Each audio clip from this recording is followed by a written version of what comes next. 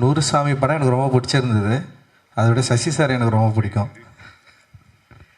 ஏன்னா நான் அசிஸ்டன்ட் டைரக்டராக ட்ரை பண்ணப்போ ஃபஸ்ட்டு ஒரு டைரக்டரு அவருடைய ரூமில் கூப்பிட்டு என்னை உட்கார வச்சு பேசி எனக்கு சில விஷயங்களை சொல்லி அனுப்பிச்சது வந்து சசி சார் தான். ஏன்னா நான் காலேஜ் ஆஃப் ஃபைனான்ஸில் படிச்சுட்டு இருந்தேன். அப்போ திடீர்னு என் காலேஜில் வந்தார். அவங்க இவனை பிரசன்னாவை சேர்க்கறதுக்காக வந்தார். இப்போ அவர் டிஓபியாக இருக்கார் அவர். அப்போ வந்து நான் வந்து காலேஜில் கொஞ்சம் திமிராக அப்படியே சுற்றிட்டு இருந்தேன். ஸோ அப்படி இருக்கிறப்ப வந்து பிரின்ஸிபல் ரூம்லேயே கூட்டு போயிட்டு சாரை உட்கார வச்சு பிரின்ஸிபல் எல்லாம் மிரட்டுறேன். எனக்கு தெரிஞ்ச சார், எங்கள் சார் இவருக்கு சீட்டு கொடுத்தே ஆகணும் அப்படின்லாம் கேட்டேன் நான். ஸோ அதுக்கப்புறம் வந்து இதை வச்சு சார்கிட்ட வந்து அசிஸ்டன்ட் டைரக்டர் வாய்ப்பு கேட்கறதுக்காக உங்களை மீட் பண்ணணுன்னு கேட்டால் அவரும் ஆஃபீஸ்க்கு வர சொன்னார். சரி நான் ஆஃபீஸ் போனேன். என்னை கூப்பிட்டாரு, ரூமில் கூப்பிட்டாரு. கூப்பிட்டு அவருக்கு முன்னாடி வந்து உட்கார வச்சு பேசினார்.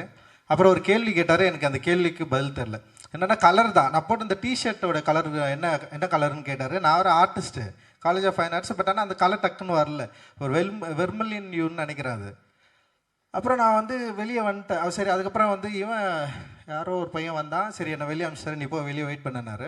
அப்புறம் கொஞ்ச நேரம் கழிச்சுட்டு நான் வந்து திரும்ப போனோடனே நான் சொல்லிட்டேன், இதான் இந்த க்ரீன் கலர் அது ஒரு மாதிரி வர்மல்யன் அப்படின்னு சொன்னோடனே வந்து ஓகே அப்படின்னு சொல்லிட்டு உங்ககிட்ட வந்து உன்னை பார்த்தோடனே முதல்ல ரவுடி மாதிரி இருந்த, காலேஜில் ரொம்ப ரவுடி மாதிரி வந்து ஏதோ ஒன்று பண்ணேன். அப்போது மேலே ஒரு அந்த மாதிரி ஒரு அட்ராக்ஷன் எனக்கு இருந்தது. அதுக்கப்புறம் நான் ஒரு கேள்வி கேட்டேன். அந்த கேள்விக்கு வந்து நீ பதில் தெரில, ஆனால் தேடி வந்து சொல்லிட்டேன். ஸோ ஓகே நீ வந்து உங்ககிட்ட ஒரு நல்ல குவாலிட்டி இருக்குது, நீ ட்ரை பண்ணு. பட் ஆனால் என்கிட்ட வந்து இப்போ சேர முடியாதுன்னு சொல்லிட்டு இன்னொரு டைரக்டருக்கு வந்து அனுப்பிச்சி விட்டார். பட் அது அங்கேயும் சேரல நான்.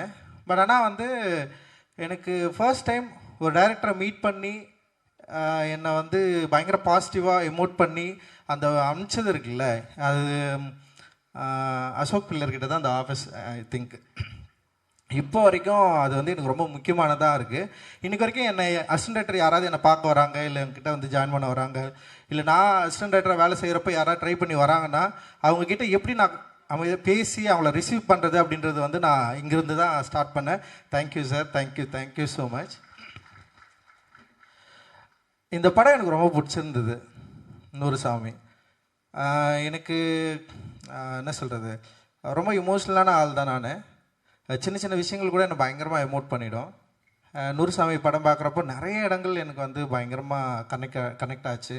நான் அந்த சுவாஸ்திகா வந்து பயங்கரமாக நடிச்சிருந்தாங்க. எவ்ரி ஃப்ரேம் வந்து அந்த படத்தை பயங்கரமாக ஹோல்ட் பண்ணாங்க. அண்ட் அந்த அவங்க பசங்களாக நடித்த பசங்களாக இருக்கட்டும், அப்புறம் எவ்ரி கேரக்டர் எல்லாமே நல்லா பண்ணாங்க. விஜய் ஆண்டனி சாரும் செம சூப்பராக பண்ணார். நிறைய விஷயம் இதில் வந்து ரொம்ப சூப்பராக இருந்தது. அண்டு கிராஃப்ட் வைஸ் எல்லாருமே செம சூப்பராக ஒர்க் பண்ணியிருந்தாங்க. இப்போ சசி சார் வந்து இப்போ சசி சார் அப்படின்னு சொல்கிறப்ப இப்போ நூறுசாமி சசி சார்னு சொல்கிறதுக்கான வாய்ப்பு இருக்குது அப்படின்னு நான் நினைக்கிறேன் நான். ஏன்னா சொல்லாமலே அங்கேருந்து ஒரு பெரிய ஜெம்பு, அப்புறம் கொலைகாரன், அப்புறம் வந்து பிச்சைக்காரன், அப்புறம் வந்து நூறுசாமிகள்னு சொல்கிறதுக்கான வாய்ப்பும் இருக்குது அப்படின்னு நான் நினைக்கிறேன். ஸோ எனக்கு ரொம்ப பிடிச்சிருந்தது. நிறைய விஷயங்கள் ரொம்ப முக்கியமாக இருந்தது. ஆனால் இந்த படத்தில் பேசப்பட்ட இந்த கருத்து இருக்குல்ல, இன்றைக்கும் அதுக்கான வேல்யூஸ் இருக்குது. இன்றைக்கும் அதை பற்றின டிஸ்கஸ் பண்ண வேண்டியது இருக்குது. இன்றைக்கும் சமூகத்தில் இந்த மாதிரியான மாற்றங்கள் உருவாக்க வேண்டிய தேவை இருக்குது அப்படின்றத ரொம்ப ஸ்ட்ராங்காக, அதே நேரத்தில் வந்து எளிமையாக எல்லா ஆடியன்ஸுக்கும் வந்து போய் ரீச் ஆகிற மாதிரியான ஒரு படமாக டெஃபினட்டாக இது இருக்கும் அப்படின்னு நான் நம்புகிறேன். பயங்கரமாக ஒர்க் ஆகும்னு எனக்கு தோணுது. இதில் எனக்கு ரொம்ப பிடிச்சதுனா அந்த ஃபேன் வந்து எனக்கு ரொம்ப பிடிச்சிருந்தது. ஃபேனோட கேரக்டர் என் லைஃப்பில் வந்து ஃபேன் வந்து ரொம்ப முக்கியமானதாக நான் பார்க்குறேன். நான் ஒரு 6th 7th படிக்கிறப்போ என் அப்பா வந்து ஃபஸ்ட் டைம் ஒரு ஃபேன் வாங்கி வந்தார். ஃபேன் எப்படின்னா ஒரு செகண்ட் ஹேண்ட் ஃபேன் தான் அது வந்து வீட்டில் அது சீலிங் ஃபேனு, ஓட்டு வீடு, சீலிங் ஃபேன் மேலே மாட்டியாச்சு. அது வந்து ஒரு சவுண்டு, அந்த பேரிங் சவுண்ட் வந்து பயங்கரமாக இருக்கும். ட்ரன் ட்ரன் ட்ரன் ட்ரன் சுற்றிகிட்டே இருக்கும். அது சுற்றுறது வந்து என்னென்னா எனக்கு யாரோ பேசுகிற மாதிரியே இருக்கும். அது ஆக்சுவலி யாரோ பேசுகிறாங்க, ஏதோ சொல்ல வராங்க. சின்ன வயசில் எனக்கு அப்படி தான் வந்து பயங்கரமாக ட்ரீமியாக அந்த ஃபேன் சவுண்டை கேட்டுகிட்டே இருப்பேன். லைக் வந்து சீலிங் ஃபேன் வந்து இவ்வளோ சவுண்டு போடுமா போடாதெல்லாம் எனக்கு தெரியாது. பட் ஆனால் அந்த ஃபேன் வந்து லைஃப்பில் வந்து பயங்கரமாக கனெக்ட் ஆகிடுச்சு. அண்ட் கொஞ்ச நாள் கழித்து எங்கள் அப்பாவுக்கு ஒரு பிரச்சனை நடந்தது. ஏன்னா எங்கள் அப்பாவுக்கு மண்டையில் அடிபட்டுச்சு. ஒரு பிரச்சனையில் வந்து மண்டையில் அடிபட்டுச்சு. ஸோ அப்பா நானெல்லாம் பார்த்து தூங்கிட்டு இருக்கிறோம். அந்த ஃபேன் சுற்றிட்டே இருக்குது. திடீர்னு அப்பா ஏஞ்சி அந்த ஃபேனில் யாரோ என்னை கூப்பிட்றாங்க அப்படின்னு சொன்னார். அந்த ஃபேனில் யாரோ என்னை கூப்பிட்றாங்க, அந்த ஃபேன் என்கிட்ட பேசுது, அந்த ஃபேனில் ஒரு வாய்ஸ் எனக்கு கேட்குது அப்படின்னு சொன்னார். இல்லைப்பா அப்படியெல்லாம் ஒன்றும் இல்லைப்பான்னு சொல்லிட்டு அவர் கூட பார்த்துட்டு இருக்கேன். திடீர்னு அப்பா காணோம். அவர் போயிட்டா யாரோ ஒரு 4-5 பேர் வந்து கத்தி எடுத்துட்டு வராங்க, என்னை கொல்றதுக்கு வராங்க, இந்த ஃபேன் எனக்கு சொல்லுது அது வந்து அப்படின்னு சொல்லிட்டு போயிட்டு தெருவில் நின்ட்டார். அப்போ வந்து நான் போயிட்டு அப்பாவை கன்வின்ஸ் பண்ணி கூப்பிட்டு வந்து வச்சது இருக்குல்ல. அப்புறம் வந்து நான் அந்த அந்த டைமில் சைக்காலஜிக்கலாக அந்த ஃபேனுக்கும் எனக்குமான கனெக்ஷனாக இருக்கட்டும், இல்லை அப்பாவுக்கும் அவருக்குமான கனெக்ஷன் இருக்குல்ல, அது வந்து எனக்கு என்னென்னா இந்த படம் பார்த்தோன்னே அந்த ஃபேனோட ஃபஸ்ட் ஷாட்டே இருக்கும். அது சுற்றுறப்போ லைக் அந்த கரண்ட்டு ஆஃப் ஆகிட்டு திருப்பி வரப்போ அந்த பவர் ஆன் ஆகிறப்போ திரும்ப சுற்றுறது. ஸோ அதுக்கப்புறம் வந்து கடைசியில் வந்து அவங்க அண்ணன் வந்து அந்த அந்த அம்மாவை வந்து கொலை பண்ணுறப்போ வந்து அந்த ஃபேனுக்கான ஷாட்டு. ஸோ ஓவரால் வந்து என்னென்னா ஒரு ரொம்ப சைக்காலஜிக்கலாக ஒரு ஒரு ஒரு ஆப்ஜெக்ட் இருக்குல்ல, அந்த ஆப்ஜெக்டை பயன்படுத்தின விதம் அது என்னோட ரியல் லைஃப்பில் எனக்கு கனெக்ட் ஆச்சு. நான் வந்து தண்ணி கோழின்னு ஒரு நாவல் ஒரு குறுநாவல் தான் எழுதியிருந்தேன். அது நிறைய சின்ன சின்ன ஒரு சீரியஸ் லிட்ரேச்சர் இதழ்களில் வந்து வெளியே வந்தது. நான் அதில் வந்து அதை மென்ஷன் பண்ணியிருப்பேன். லைக் அந்த ஃபேன் சுற்றுறது, ஃபேனுக்கும் எனக்குமான அந்த கனெக்ஷன், அந்த சைக்காலஜிக்கலாக என்ன எப்படி அந்த ஃபேன் கனெக்ட் ஆச்சு அப்படின்றது. ஸோ எனக்கு இந்த படத்தில் அந்த ஃபேன் வந்து எனக்கு அவ்வளவு கனெக்டாக இருந்தது.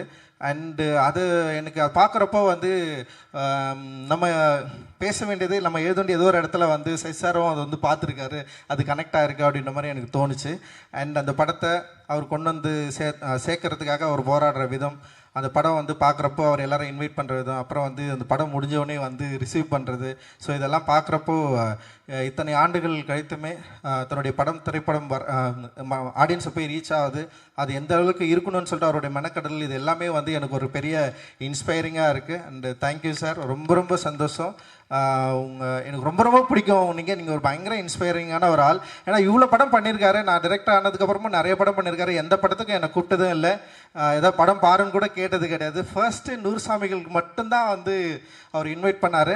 அதுக்கு ஒரு அர்த்தமும் சொன்னார், இந்த படம் உனக்கு பிடிக்கும் நீ வா அப்படின்னு சொன்னார். And thank you sir, love you and thank you so much sir. Thank you. இந்த படத்தில் நினச்ச எல்லாருக்குமே என்னுடைய நன்றிகள். ரொம்ப சூப்பரான படம், ரொம்ப முக்கியமான படம், நிச்சயமாக மக்களுக்கு பிடிக்கும் அப்படின்னு நான் நம்புகிறேன். வாழ்த்துக்கள், நன்றி.